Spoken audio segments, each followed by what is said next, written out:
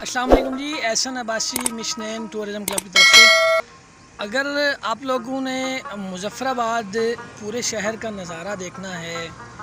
تو اس جگہ پہ آ جائیں جہاں پر اس وقت میں موجود ہوں۔ یہ جگہ شیشہ موڑ کے نام سے کہلائی جاتی ہے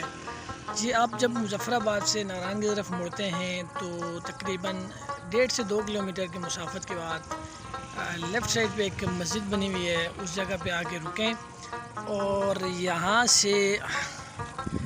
یہ دیکھیں، یہ مظفر آباد آپ کے قدموں میں نظر آئے گا۔ اور رات کی بات کی جائے تو اس شہر کا نظارہ رات کا الگ ہی سما پیش کر رہا ہوتا ہے، کیونکہ رات میں جب ان پہاڑوں پہ ان گھروں کی لائٹیں جل رہی ہوتی ہیں